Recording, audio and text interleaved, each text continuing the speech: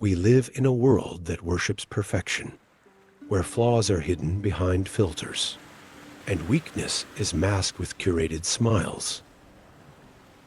But beneath the surface of every strong soul lies a history of fear, shame, and imperfection, a silent story of moments they once tried to hide.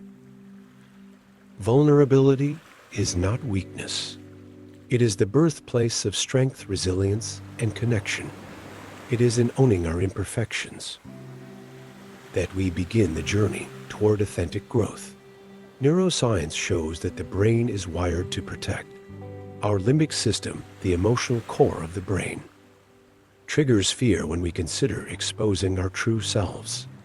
This fear is rooted in survival. Millions of years ago, rejection from the tribe meant death.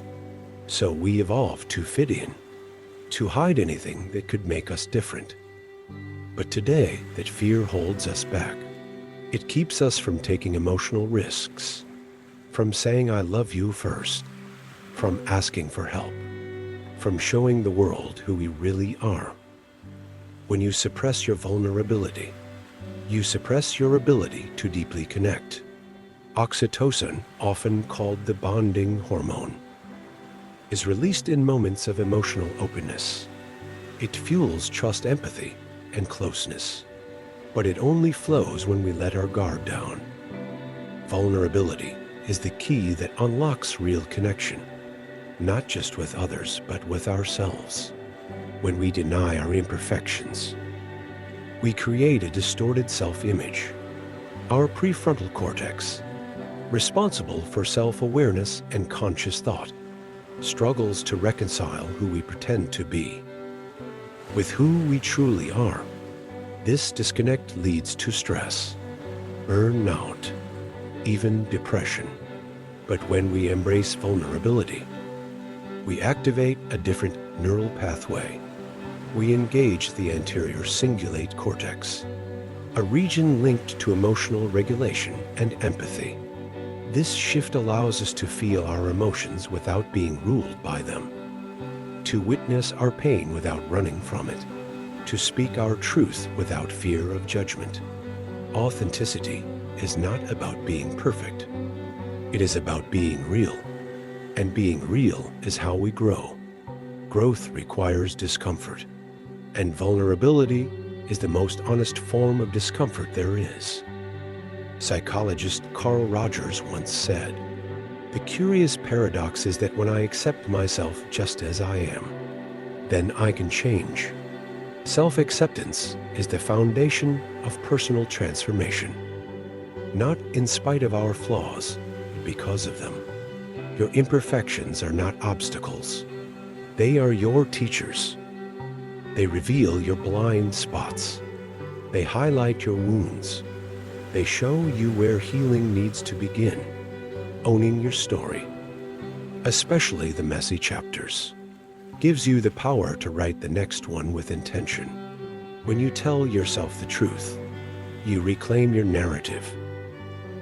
When you stop hiding your fear, your shame, your regret, you free up the mental energy you once used to keep secrets. This is what neuroscience calls cognitive load. The more you pretend, the heavier the burden on your mind. But honesty lightens that load. It frees up space for clarity, focus, and peace. Vulnerability allows the brain to shift from a defensive state to a creative one. In this state, you become more adaptable, more open to feedback, more resilient in the face of failure. Failure, when embraced with vulnerability, becomes information, not condemnation. It becomes a signal to adjust, to learn, to evolve.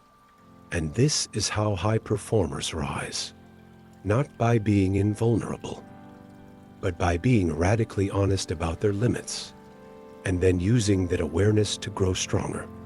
We admire those who show us their scars, because they remind us that healing is possible. Your imperfections are not liabilities.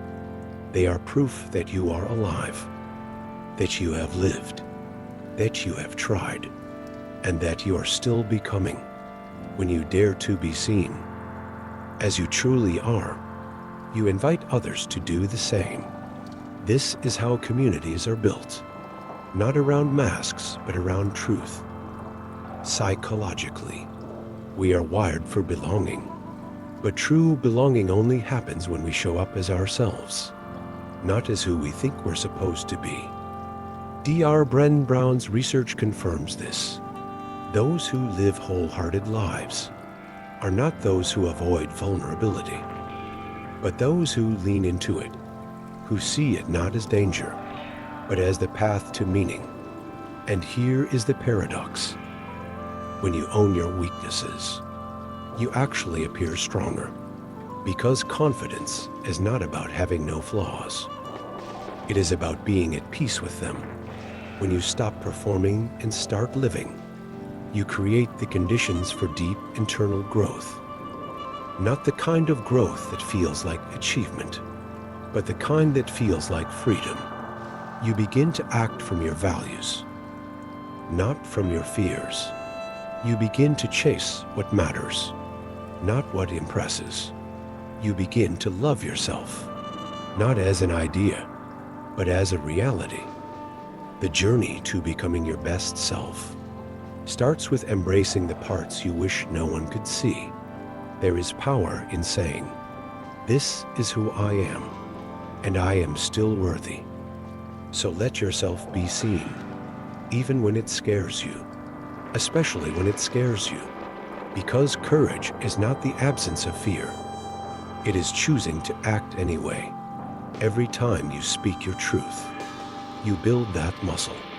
Every time you admit you don't know, you create space to learn. Every time you ask for help, you make connection possible. This is not weakness. This is growth. This is strength. This is the path forward. Your vulnerability is not the barrier. It is the bridge. So own your imperfections, because they are not the end of your story. They are the beginning of something more real, more honest, more powerful than you ever imagined. Be brave enough to be seen, and strong enough to stay open, because that is where transformation begins. Not when you are perfect, but when you are finally, fully, authentically you